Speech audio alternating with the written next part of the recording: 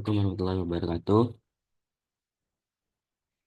Kami dari kelompok 6 akan mempresentasikan hasil diskusi kami mengenai Integrated Government Digital Office of Indonesia atau IGO-ID, yang mana ini merupakan tugas final dari mata kuliah Sistem Komputasi Awan yang diampu oleh Ibu Septa Cahyani, Eskom MTS. Baiklah, sini akan aku mempresentasikannya.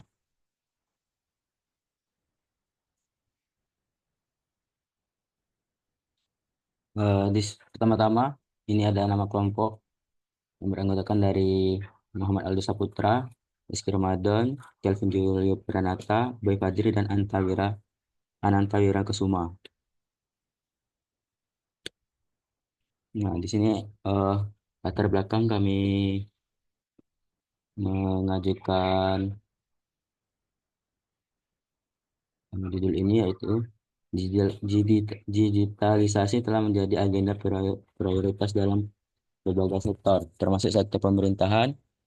Pemerintah Indonesia terus mendorong transformasi digital guna meningkatkan efisiensi, transparansi, dan akuntabilitas dalam penyelenggaraan pelayanan publik. Salah satu pendekatan yang menjadi fokus utama adalah pengembangan aplikasi berbasis cloud computing. Teknologi ini memberikan kemampuan untuk memanfaatkan infrastruktur teknologi yang andal, fleksibel, dan hemat biaya, sekaligus mendukung kolaborasi yang lebih efektif antar unit kerja pemerintah. Dalam konteks ini, Integrated Government Digital Office of Indonesia atau IGO-ID hadir sebagai sebuah solusi digital yang dirancang untuk mendukung kegiatan administrasi dan operasional pemerintah secara terpadu dengan memanfaatkan layanan computing seperti Microsoft Azure. IGO-ID diharapkan mampu menyediakan platform yang terintegrasi, aman, dan mudah diakses. Adapun tujuannya yaitu untuk meningkatkan efisiensi administrasi pemerintahan, mendukung transparansi dan akuntabilitas, mengintegrasikan layanan pemerintah secara digital, meningkatkan keamanan data pemerintahan, dan mendukung transformasi menuju smart government. Adapun manfaatnya yaitu yang pertama efisiensi biaya operasional, kemudahan akses layanan publik, ketiga ada pengelolaan data yang lebih baik, keempat ada peningkatan kolaborasi antar unit kerja, kemudian ada keamanan dan kepatuhan yang terjamin, kemudian mendorong transformasi digital pemerintahan dan mengurangi beban lingkungan. Selanjutnya akan dilanjutkan oleh rekan saya. Baiklah, saya akan melanjutkan untuk penjelasan yang kedua, yaitu tinjauan pustaka. Yang pertama, cloud computing dalam pemerintahan. Ambrose et al. Mendefinisikan cloud computing sebagai layanan teknologi yang memungkinkan akses melalui jaringan internet dengan model on-demand yang elastis. Penerapannya di sektor publik memungkinkan efisiensi biaya, fleksibilitas infrastruktur, dan percepatan inovasi digital. Next. Yang kedua, Microsoft Azure sebagai layanan cloud. Microsoft Azure adalah salah satu penyedia layanan cloud computing yang banyak digunakan oleh berbagai sektor, termasuk pemerintahan. Azure menawarkan fitur-fitur seperti high availability, scalability, dan keamanan tingkat tinggi. Yang ketiga, keamanan data dalam cloud computing. Keamanan data merupakan isu penting dalam implementasi sistem berbasis cloud. Lestari dan Pratama mencatat bahwa penerapan standar keamanan internasional seperti ISO 27001 adalah langkah penting untuk melindungi data sensitif dari ancaman cyber. Next. Yang keempat, integrasi sistem dalam transformasi digital. Transformasi digital di sektor publik memerlukan sistem yang terintegrasi untuk mendukung kolaborasi lintas instansi. IGO-ID memanfaatkan kemampuan integrasi Azure untuk menyatukan berbagai fungsi pemerintahan dalam satu platform digital. Yang kelima, manfaat cloud computing di sektor publik. Studi oleh Kernor mengidentifikasi berbagai manfaat cloud computing, termasuk efisiensi biaya, peningkatan keamanan dan dukungan untuk analisis dan data skala besar. Dalam konteks Indonesia, penerapan cloud computing juga mendukung agenda smart government yang bertujuan meningkatkan kualitas pelayanan publik berbasis teknologi. Selanjutnya, tantangan dalam penerapan cloud computing. Tantangan seperti resistensi terhadap perubahan teknologi dan ketidakpahaman pengguna menjadi hambatan dalam implementasi cloud computing. Menurut Setiawan, edukasi dan pelatihan bagi pegawai pemerintah merupakan langkah strategis untuk mengatasi tantangan ini.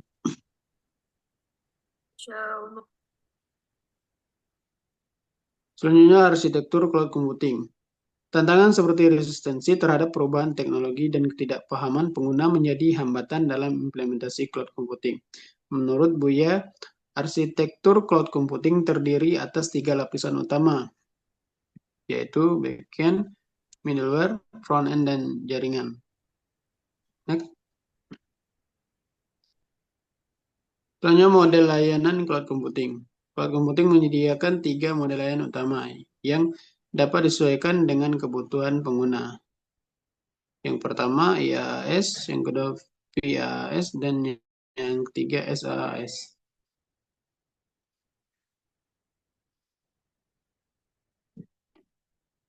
Next.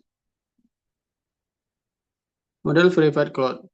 Private Cloud adalah salah satu model implementasi cloud computing yang dirancang khusus untuk memenuhi kebutuhan organisasi tertentu, termasuk pemerintahan. Microsoft Azure mendukung implementasi Private Cloud melalui layanan Azure Stack, yang memungkinkan organisasi mengelola sumber daya cloud mereka sendiri dengan fleksibilitas tinggi.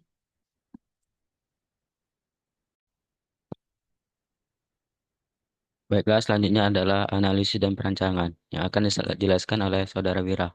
Pada Wira disilahkan. Baiklah, di sini saya akan menjelaskan tentang analisis dan perancangan. Analisis kebutuhan sistem. Dalam merancang sistem IGO ID yang berfungsi sebagai platform digital berbasis cloud untuk persuaratan dan pengarsipan, analisis kebutuhan sistem dan infrastrukturnya harus mempertimbangkan berbagai layanan spesifik. Di sini kebutuhan sistemnya ada dua, yaitu kebutuhan fungsional dan kebutuhan non-fungsional. Baiklah, yang pertama kebutuhan fungsional. Di sini di kebutuhan fungsional ada manajemen pengguna. Yang pertama ada manajemen pengguna. Manajemen pengguna itu sistem mengelola akun pengguna dengan peran berdasarkan jabatan, termasuk admin, sekretaris unit, dan pegawai biasa. Yang kedua ada pengelolaan surat masuk. Mendukung pengunggahan surat masuk dengan klasifikasi surat, seperti surat memo dinas, surat undangan, nota dinas, dan pengarsipan berbagai jabatan. Dan yang ketiga ada pengelolaan surat keluar. Surat keluar yaitu mendukung pembuatan surat keluar yang dapat diedarkan antar kementerian dalam tenan yang sama. Yang keempat ada digitalisasi dokumen dengan AI, yaitu menggunakan AI untuk mengubah dokumen hasil scan menjadi teks digital yang terformat rapi. Yang kelima ada otomatisasi QR code. Setiap surat otomatis diberikan QR code berisi informasi, timestamp, dan data pengunggah. Yang keenam ada disposisi surat. Menyediakan fitur untuk disposisi surat masuk secara hierarki berdasarkan jabatan. Yang ketujuh ada visualisasi dashboard. Menggunakan Microsoft Power BI untuk menampilkan laporan analitik terkait surat masuk, keluar, dan performa operasional sistem. Yang terakhir ada analisis data berbasis AI dan ML atau machine learning. Sistem mampu menganalisis tren surat dan memberikan rekomendasi berbasis machine learning. Yang selanjutnya saya akan menjelaskan kebutuhan non-fungsional. Di kebutuhan non-fungsional ada keamanan. Yang pertama ada keamanan data. Sistem harus menggunakan Microsoft Entra ID untuk pengelolaan multi-tenant dan kontrol berbasis jabatan. Yang kedua ada skalabilitas. Sistem mampu menangani banyak pengguna dan dokumen tanpa penurunan performa. Yang ketiga ada ketersediaan sistem. Sistem memiliki optimum minimal 80% untuk memastikan layanan selalu aktif. Yang keempat ada backup otomatis, menyediakan backup rutin untuk dokumen dan konfigurasi sistem. Dan yang terakhir ada kompatibilitas perangkat. Sistem kompatibel dengan perangkat desktop, tablet, dan smartphone. Baiklah, saya kembalikan ke moderator. Baiklah, selanjutnya akan dijelaskan oleh Saudara Aldo Saputra. Kepadanya disilakan. Baik, terima kasih pada moderator. Saya akan menjelaskan terkait dengan use case diagram terkait dengan perancangan sistem iGo ID. Yang pertama itu terdapat 4 aktor. Ya, yang pertama ada admin instansi, kemudian ada super admin atau administrator, kemudian ada pimpinan instansi dan juga pegawai. Dapat dilihat dari layar, itu super admin dan seluruh user itu yang pertama akan melakukan yang namanya login. Nah, manajemen user itu akan hanya dapat dilakukan oleh admin, baik dari admin instansi maupun super admin. Yang pada dasarnya admin instansi itu akan mengelola user untuk instansinya masing-masing. Setelah itu masuk ke dalam fitur utama daripada sistem, yaitu membuat surat memo internal, kemudian surat keluar, kemudian tindak lanjut surat, disposisi surat, kemudian surat masuk, kemudian notifikasi, tracking surat, dan juga analitik dashboard. Di mana ini disesuaikan dengan manajemen role dari pengguna-pengguna yang sudah diautentikasi sebelumnya oleh si admin instansi tersebut, di mana pimpinan instansi itu dapat melakukan disposisi surat dan juga verifikasi surat sesuai dengan permintaan dan juga request dari surat masuk dan juga surat keluar yang ditandatangani atau yang atas nama dari pimpinan instansi tersebut. Lanjut.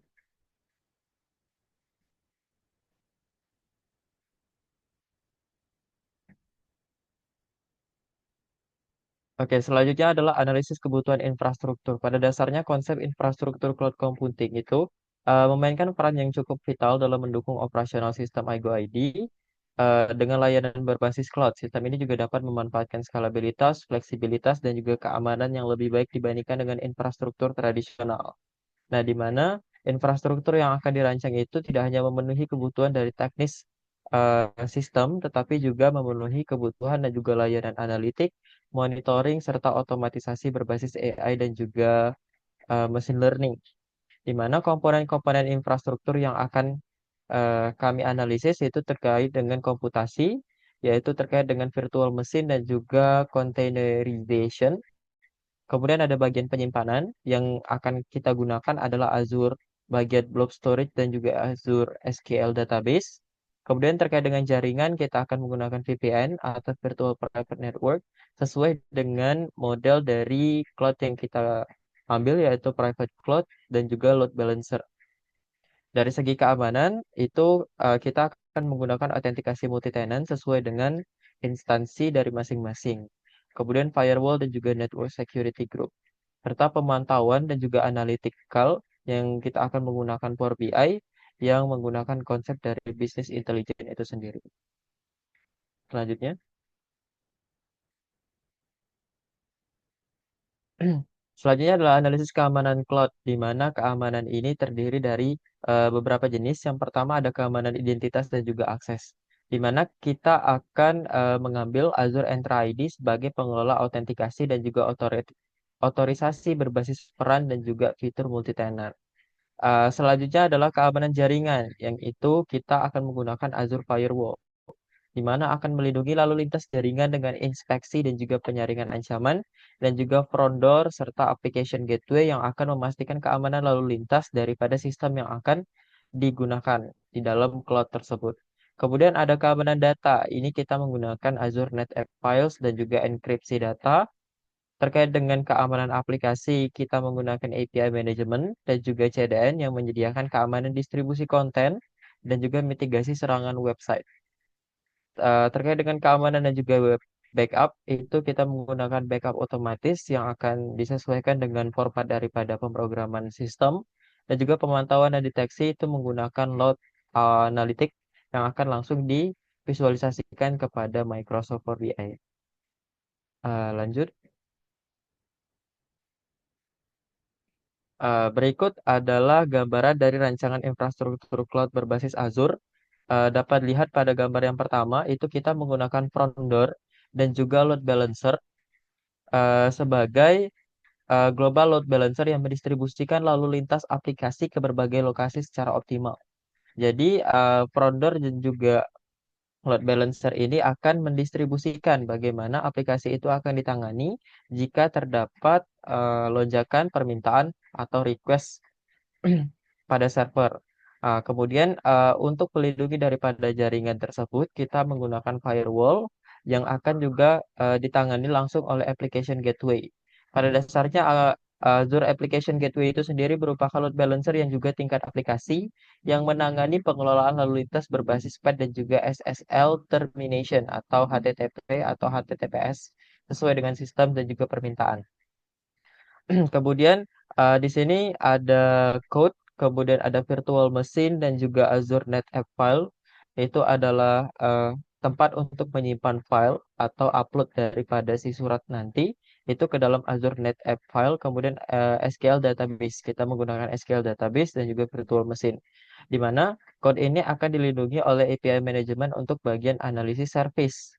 Kemudian di bagian code itu akan menggunakan CDN profile, di mana akan mendistribusikan bagaimana suatu konten itu akan dimunculkan ke dalam front door. Kemudian terkait dengan cache redis akan mempercepat adanya cache. Setelah itu ada cognitive service, di mana ini merupakan bentuk dari AI yang akan mendistribusikan atau memprocessing dari gambar menjadi teks dari upload surat yang kita lakukan di dalam sistem. Setelah itu kita menggunakan Azure Active Directory dan juga Azure Synapse Analytics yang akan langsung didistribusikan pada dashboard yang menggunakan Microsoft Power BI. Lanjut. Oke, mungkin itu saja yang dapat saya sampaikan. Saya kembalikan kepada moderator. Baik, terima kasih Saudara Aldo. Selanjutnya akan dibahas oleh Saudara Ubay. Saudara Ubay, silakan. Baik, terima kasih kepada moderator. Next slide.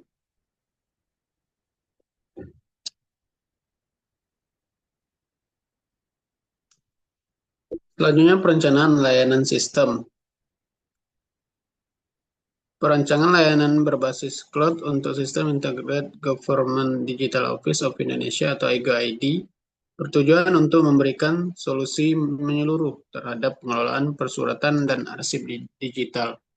Layanan yang dirancang mencakup berbagai aspek seperti pengarsipan dokumen berbasis jabatan, integrasi kecerdasan buatan untuk meningkatkan kualitas pendekatan multitenant menggunakan Azure Infra ID. Sistem ini mampu melayani banyak instansi dengan skala besar sekaligus menjaga privasi dan keamanan data masing-masing pengguna.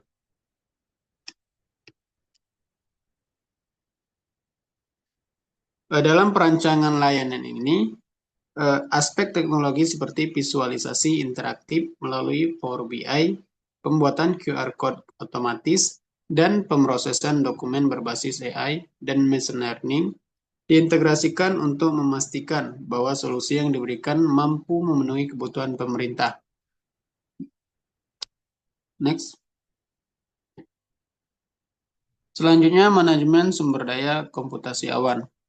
Manajemen sumber daya komputasi awan merupakan komponen krusial dalam mendukung ketersediaan, kinerja, dan efisiensi biaya dari sistem Integrated Government Digital Office of Indonesia atau IGO-ID.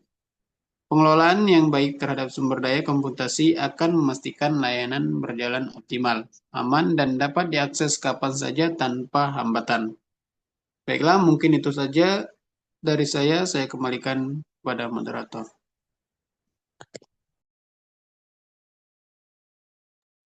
Terima kasih kepada Saudara Ubay atas penjelasannya.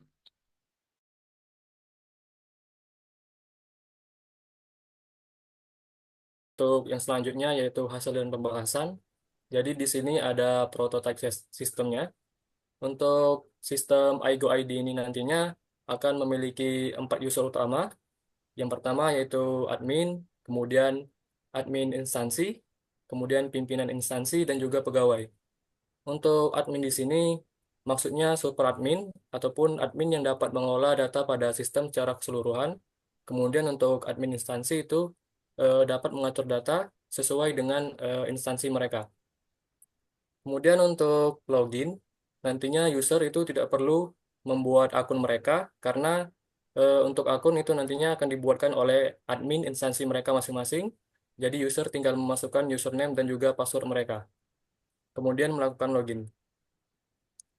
Setelah login, user akan masuk ke halaman beranda, di mana pada halaman ini akan ada beberapa data yang ditampilkan, seperti jumlah pengguna dan juga sebaran surat. Kemudian selanjutnya di sini ada profile. Jadi di bagian ini user dapat melakukan pengeditan atau pengubahan kepada data mereka seperti nomor handphone dan juga email. Kemudian di sini ada data pengguna. Jadi untuk fitur pengguna ini nantinya hanya bisa diakses oleh admin saja, karena di sini admin nantinya dapat menambahkan data pengguna, mulai dari nama lengkap sampai dengan unit kerja milik user tersebut. Kemudian di sini ada data, yaitu data-data seluruh pengguna yang ada pada sistem. Selanjutnya adalah layanan. Jadi di layanan ini ada 3 fitur, yaitu surat masuk, memo internal, dan juga surat keluar. Untuk surat masuk di sini artinya adanya surat yang dikirim oleh instansi di luar instansi milik user. Jadi pada surat masuk ini nantinya akan ada data seperti nomor surat, nama pengirim, dari kementerian apa, jenis surat, dan juga statusnya. Kemudian user bisa melihat surat yang masuk ini dengan mengklik lihat, kemudian akan ditampilkan PDF ataupun data-data detail dari surat tersebut. Nah, di sini ada 2 pilihan di mana user dapat memilih disposisi ataupun verifikasi. Disposisi di sini maksudnya yaitu pimpinan instansi memberikan wewenang ataupun tanggung jawab kepada user ataupun pegawainya. Jadi pimpinan instansi ini nantinya bisa memasukkan nama ataupun nomor pegawai dan juga deskripsi tugas kepada pegawainya. Kemudian untuk verifikasi di sini, artinya pimpinan instansi itu dapat langsung melakukan verifikasi terhadap surat masuk dengan mengupload file jika diperlukan dan juga mengisikan deskripsi dari verifikasi. Kemudian ada memo internal. Jadi memo internal ini artinya pertukaran surat yang terjadi di dalam internal instansi. Jadi hanya bukan antar instansi, artinya hanya dalam satu instansi saja. Jadi di sini ada data-data seperti nama unit pengirimnya, kemudian jenisnya, dan juga status. Sama seperti surat masuk tadi, user dapat melihat surat memo ini, kemudian juga bisa menambahkan memo internal dan mengisikan data-data yang diperlukan seperti upload file dan juga tanggal surat dibuat. Kemudian ada fitur surat keluar. Surat keluar ini artinya instansi user itu mengirimkan surat keluar instansi mereka. Jadi di sini mereka bisa menambahkan surat dengan mengisikan data-data yang diperlukan. Kemudian, nah, setelah mengklik tambah, akan muncul loading seperti yang dijelaskan sebelumnya, di mana aplikasi ataupun sistem ini akan memanfaatkan AI untuk memperjelas file yang dikirim ataupun diupload oleh user, dan juga mengenerate sebuah QR untuk penggunaan surat yang bisa di-share nantinya. Nah, di sini ada QR yang dibuat oleh AI, kemudian detail-detail dari data-data pengirim surat. Kemudian untuk mengupdate nantinya user dapat mengganti apapun yang ada di sini, kemudian mengklik update, nantinya surat tersebut akan terupdate. Selanjutnya ada tracking surat.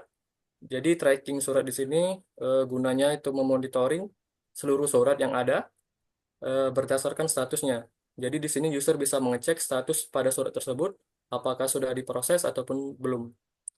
Dan terakhir di sini ada notifikasi.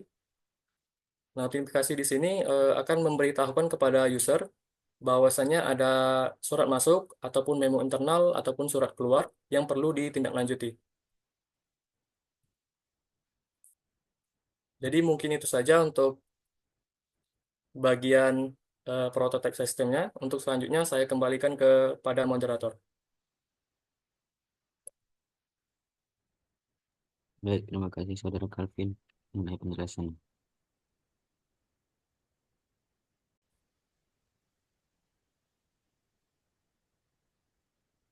Nah, selanjutnya adalah kesimpulan dan saran.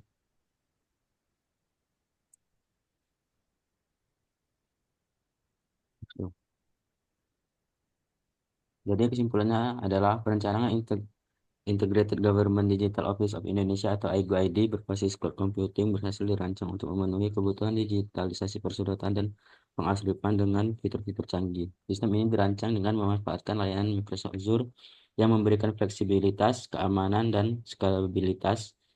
Fitur utama meliputi pengelolaan surat masuk dan keluar, pengarsipan digital, pengelolaan user berbasis hierarki, disposisi surat, penggunaan QR otomatis, analisis berbasis AI dan machine learning, serta visualisasi data menggunakan Power BI. Lanjut. Adapun sarannya yaitu agar sistem Integrated Government Digital Office of Indonesia dapat berjalan secara optimal. Beberapa langkah perlu diperhatikan sebelum implementasi penuh. Sistem harus melalui pengujian menyeluruh untuk memastikan setiap fitur berfungsi sesuai rancangan. Uji keamanan, performa, dan beban perlu dilakukan untuk mengidentifikasi serta mengatasi potensi kelemahan. Selain itu, pelatihan intensif bagi pengguna di semua tingkatan organisasi sangat diperlukan, mengingat kompleksitas fitur yang dirancang, terutama terkait pengelolaan data dan keamanan. Terima kasih. Mungkin itu saja pemaparan materi dari kelompok kami. Lebih dan kurangnya kami mohon maaf. Ya Allah kami mohon ampun. Wassalamualaikum warahmatullahi wabarakatuh. Waalaikumsalam.